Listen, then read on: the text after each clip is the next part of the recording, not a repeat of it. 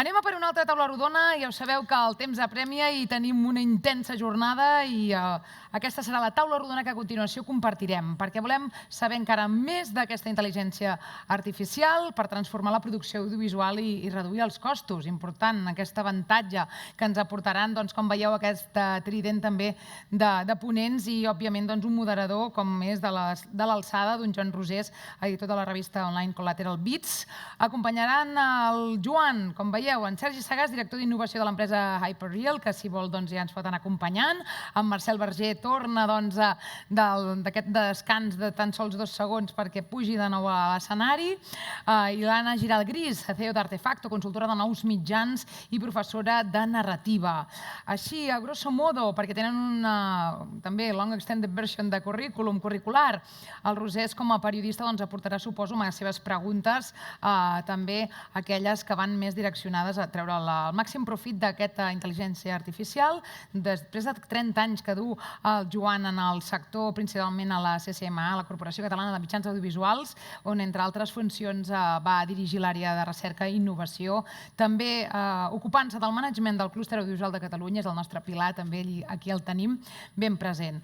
Benvingut, Joan. Ara, tot seguit, li passo a paraula Sagàs, aquest Chief Innovation Officer, aquest director d'innovació de Hyperreal, amb un llarg també recorregut en tecnologies creatives, amb més també de 30 anys d'experiència en el sector. I mireu com us ho feu, si esteu tan joves.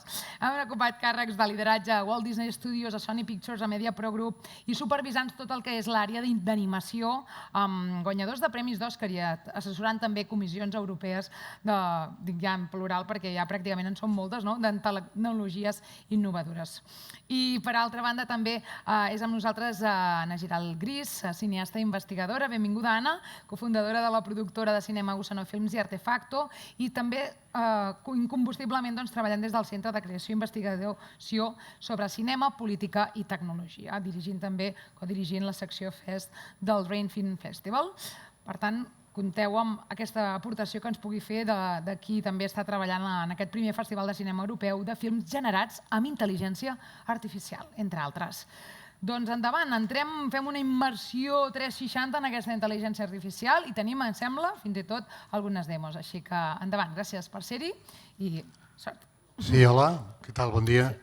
Bé, quan amb el Jordi vam parlar hauríem de fer una sessió sobre intel·ligència artificial i cinema i audiovisual i dic, bueno, quants dies tenim per fer-ho, perquè això hi ha molta teca. Diu, no, tenim mitja hora. Llavors, en mitja hora dic, bueno, m'anirà al xat GPT que ho faci ell, perquè jo no sé fer-ho. Pel xat GPT va dir impossible, això no es pot fer, no m'atreveixo. Llavors vam dir, bueno, enredem a 3 especialistes que en saben i que llavors els hi passem el marrón amb ells i que ens ho expliquin en mitja hora.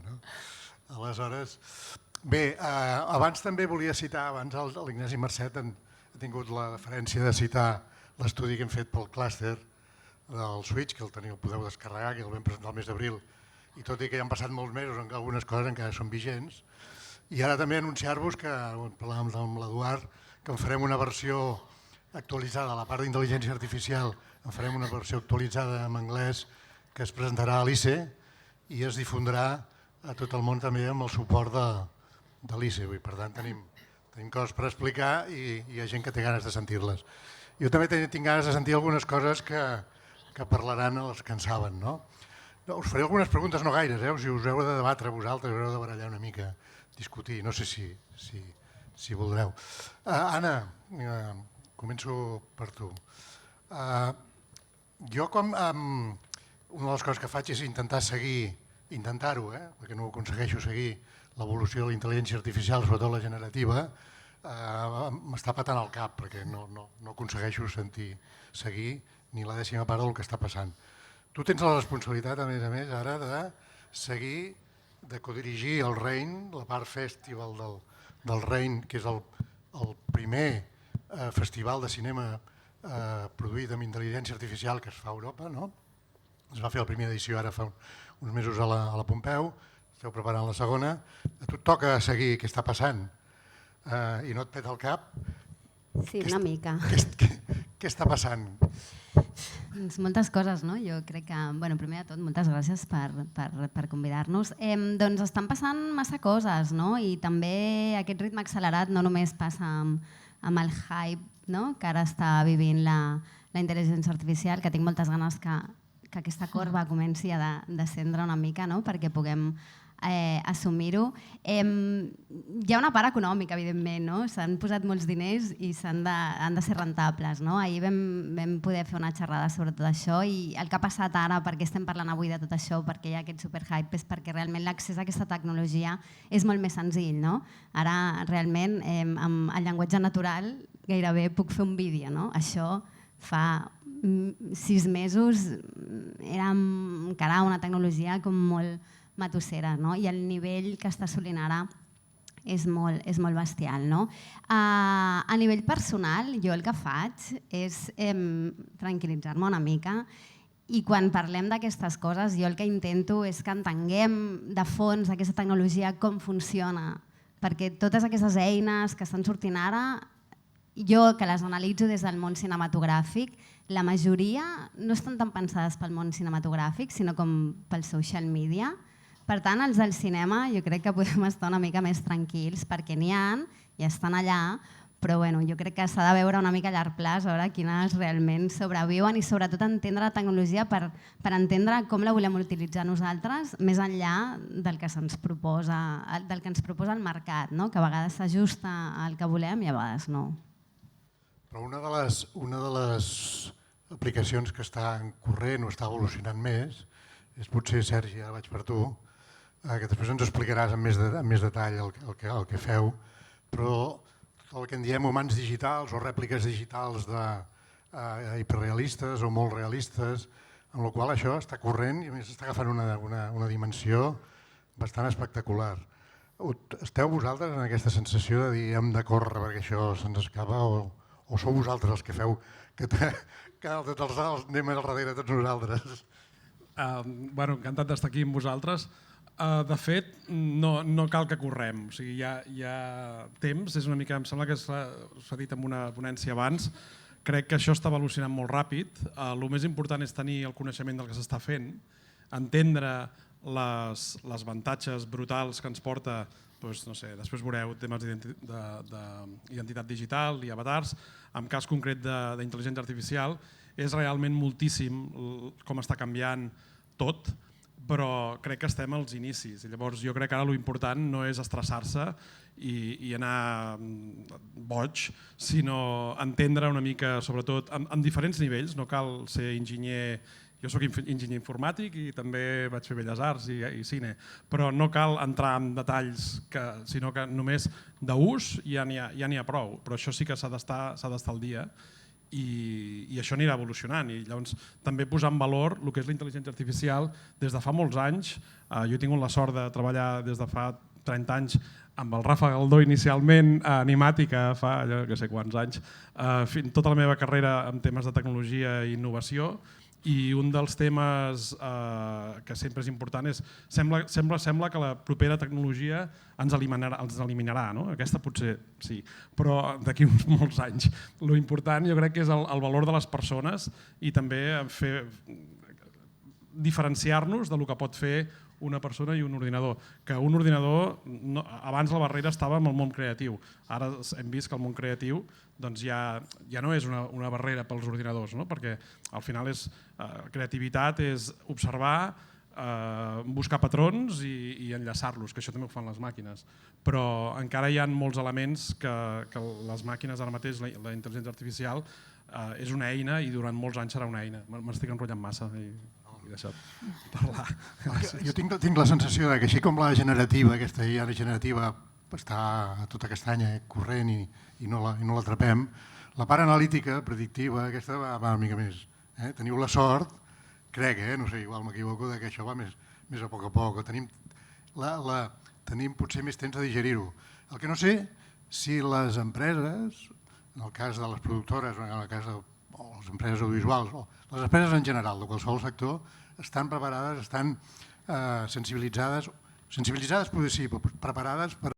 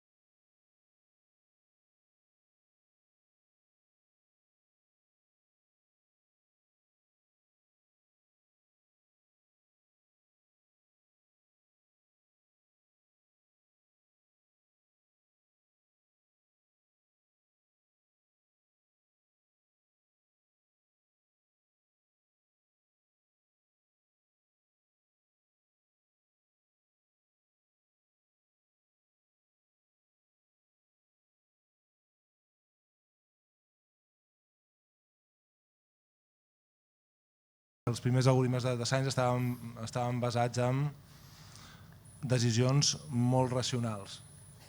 Manteniment predictiu, predicció de demanda a curt plaç, amb tractament molt estadístic de la informació. Llavors aquí no hi havia espai per la creativitat ni per la subjectivitat i els resultats eren bastant bons. A mesura que avancem i ens fiquem en un terreny més personal, més creatiu, més subjectiu, doncs aquí s'ha de treballar molt més i, com dèiem abans, s'ha de ser cauta. S'ha de ser cauta i jo crec que els tres ens ficaríem aquí al hype cycle que ens ha presentat l'Andrés. Estem en un moment de moltes expectatives, segurament masses, algunes es transmetran i constituiran avantatges competitives clares i altres seran simplement projectes avortats i qué bonito fue aquello, que després d'aquello puede generar otra nova cosa, però hi haurà també algunes desil·lusions al respecte. Ara us demanaria un exercici de posem-nos en la pell de... Bueno, no cal fer un exercici, no cal en la pell d'un productor, d'una empresa. Anna, tu ja la tens posada, aquest rol ja el tens. De dir, com això ens pot ajudar a estalviar costos, a ser més eficients, és a dir, ens pot ajudar, ens complica la vida en alguns casos, però segurament ens pot ajudar. On posaries tu l'accent a dir en què ens acabarà ajudant a l'hora de fer, ja dic, la mentalitat de dir anem a estalviar, anem a rendibilitzar, anem a ser eficients, anem a fer el negoci millor. En què ficaries tu? On estaria la clau d'utilitzar la intel·ligència artificial en aquest àmbit? Home, per mi, en una paraula que potser no es diu molt en segons quins entorns, que es parla més de rendibilitat i d'optimització de costos, que serien la part com més d'exploració creativa.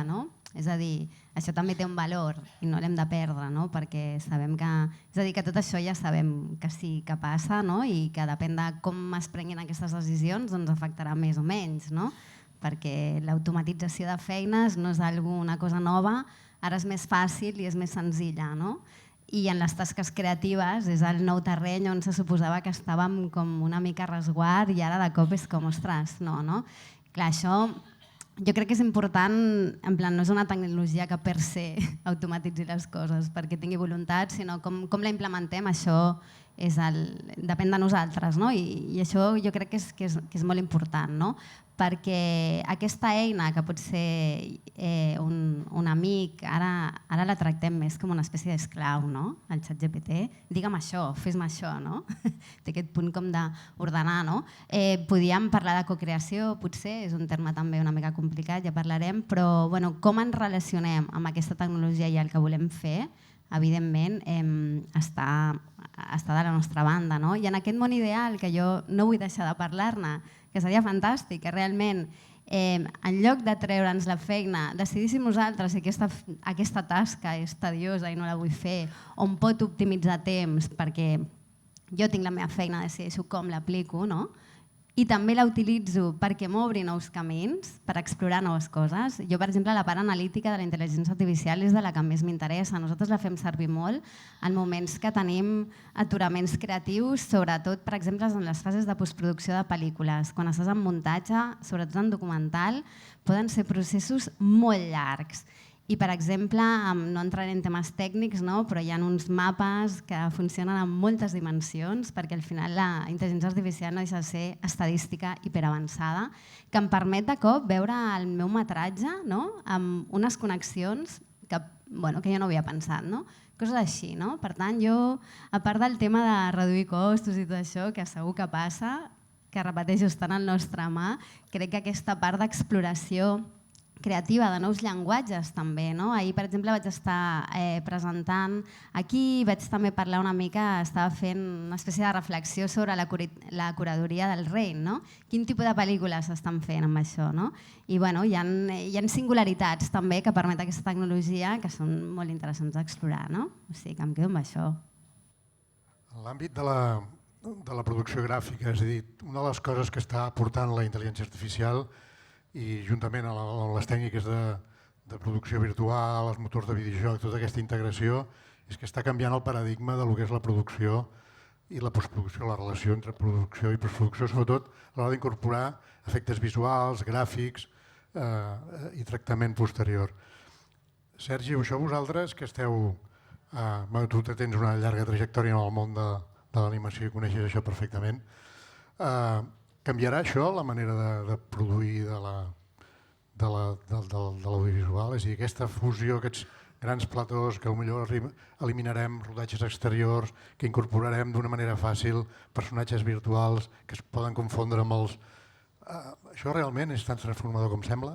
Això és molt transformador i jo crec que ja està transformant el cinema i la manera com creem contingut audiovisual des de fa molts anys. El que passa que potser és quan hi ha una evolució que va més a poc, tu mires enrere 10-15 anys, els que tenim la sort i la barba blanca perquè ja fem molts anys que estem en aquest món, doncs tenim l'avantatge de veure-ho amb una mica més de perspectiva. Sembla que quan estàs al moment, sembla que tot, en molts altres moments a la història semblava que les coses es trencarien i que seria tot un altre...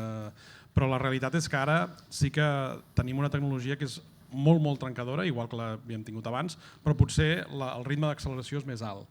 I jo vull també fer èmfasi en això que ha dit l'Anna, que estic totalment d'acord, que el que és la intel·ligència artificial ens porta, ja tenim aquí molts augments de productivitat, moltes coses que es feien d'una manera o que no es podien fer perquè no hi havia recursos o pel que sigui i ara es poden fer, però sobretot també aquesta col·laboració amb un altre, com si fos un company o companya, molt més potent amb moltes coses i molt menys amb altres. Per tant, aquí també s'ha de trobar l'equilibri entre els humans i el que deia abans, però que ens permeten també nous formats, noves maneres de col·laboració. El tema, per exemple, dels humans digitals, després en parlaré, però hi ha molta gent que ho pot veure com una amenaça. Ostres, els humans digitals ens agafaran els humans. Jo ho veig com una extensió. O sigui, som els humans que tenim una part biològica, que té tots els avantatges de la biologia i tots els desavantatges de la biologia, però al mateix temps podrem tenir, o tenim, una extensió dels humans, ja digue-li metavers, digue-li on vulguis, que podrem fer altres coses, potser ni millors ni pitjors, però diferents i ens faran més rics com a persones. Vaig així. En el món audiovisual, i suposo que en tots els mons, a l'hora d'aixecar un projecte costa més aixecar-lo que a vegades que fer-lo. I costa més temps trobar el finançament, trobar totes les... I després fer-lo doncs l'has de fer en poc temps, primer perquè tens poc pressupost o pressupost limitat, i això, aquesta intel·ligència artificial ens ajuda ara, la creativa ens ajuda a escurçar els temps de producció, però ens pot ajudar també a escurçar el temps d'aixecar projectes? A partir de l'anàlisi de dades de mercat, d'experiències, podem facilitar aquest procés previ? Jo crec que això ja és una realitat. És a dir, els campions de la transformació digital del sector de continguts audiovisuals amb i això, la ignorància és atrevida, i ho estableixo com a outsider, però els grans campions en la producció de continguts digitals són els que tenen la informació del consumidor final. És a dir, abans hem vist els números de Netflix, però podem veure qualsevol altra plataforma que tingui continguts que permetin perfilar què és el que funciona i què és el que no funciona. Però no perfilar què és el que no funciona o què és el que funciona, com ho feien abans. És a dir, basats en opinions, en objectius. Parlàvem de la calladita, no? Es van assentar 10 persones que en teoria sabien del sector i van dir que aquell projecte cinematogràfic no mereixia finançació. La realitat és una altra. Ara ja no són opinions, són les dades del consum digital de 230 milions d'usuaris en el cas de Netflix o de qualsevol altra plataforma que tingui una base. Això et permet trimar la teva producció d'una forma que abans era impossible, simplement impossible. Per sectors, per àrees, per continguts, per categories, per tipologia d'actors, per duració. És a dir, fins ara tenim pel·lícules i sèries. Podem experimentar? És molt fàcil experimentar. Una última pregunta perquè em diuen per allà que s'està acabant això. La vaga de guionistes que sembla que ja s'ha acabat i encara queda la d'actors als Estats Units, però almenys el preacord o l'acord que s'ha arribat als Estats Units, és important perquè senta les bases d'una relació entre els professionals i la indústria que només pot servir pel cinema, sinó per moltes altres indústries. Però sí que abans ens recordava l'Àngel, no? Àngel, oi? Sí, Andrés. Perdona. Que Gartner ens diu, bueno, això ha crescut tan de pressa i estem ara dalt de tot i ara toca baixar. Per tant, hi ha una reacció natural, que és d'aquesta tecnologia que van tan de pressa i ara s'ha de resituar, però també hi ha una reacció de percepció de la gent que comença a tenir unes certes cauteles, unes certes prevencions en relació a la intel·ligència artificial. Temors, en aquest cas. Per exemple, els actors dels americans ho han explicitat molt, no? I els guionistes també, però bueno, amb els actors encara és obert el conflicte. Heu notat vosaltres al Reina que hi hagi reacció, que hi hagi temor dels creatius a participar en aquest tipus de festival? Heu trobat una mica de recança de dir, ei, que això no era tan guai com ens deien, cuidado, o no, al revés? Totalment, no, molta. De fet, bueno, és que no van venir directament aquests. És a dir, una de les coses que aquest any volem intentar posar més èmfasi és que la indústria audiovisual hi sigui més, perquè realment el que ens va faltar molt al Rein a nivell de públic, de festival, eren cineastes i les cineastes, no? És a dir, hi ha una espècie de rebuig, temor, frustració, no sé, hi ha també com molta mitificació sobre el discurs de la intel·ligència artificial. Per tant, sobretot si parlem de cinema independent i més cinema d'autor, que és en el terreny on ens movem el Rein i la gent que ho configurem, l'acceptació de moment hi ha certa recança. Per això cada cop, per això són molt importants i cada cop més aquests espais, no? On també col·laborem diferents mirades. Jo, per exemple, la setmana passada vaig estar al Congrés de Computer Vision que es va celebrar a París, que estàvem allà explicant una mica, fèiem un keynote artístic dintre de tots els keynotes tecnòlegs, i hi ha com una espècie de poc diàleg entre els que estan desenvolupant aquestes eines i els que les utilitzem. Per tant, aquests ponts s'han de tenir i s'han de teixir perquè realment hi ha com una certa preocupació, per tant, s'ha de parlar més. I estan, Sergi, els actors que estan espantats amb el que feu vosaltres o com estan? De fet, estem treballant amb ells, vaig molt ràpid i acabo. Fa més o menys un any que estem treballant amb el sindicat d'actors dels Estats Units per portar una solució que crec que encara no es pot dir, però de fet la diré una mica a la meva ponència, o sigui que to be continued. Això, exacte, bona aquesta. Doncs el recap del mateix Joan, sí, amb les seves paraules. No sé si vols dir alguna cosa tu més, Marcel? Simplement reforçar el que els experts del sector ja heu dit, és un tema de gestió del canvi. Un canvi amb aquest nivell de transformació genera molta aversió, doncs tu, endavant, i les possibilitats són infinites. Llavors tot això s'ha d'abordar amb un optimisme i unes ganes de transformar les coses grans, sense cap mena de dubte. Molt bé, doncs ho deixem aquí, que no... Sí, moltíssimes gràcies. Us ho agraïm, doncs.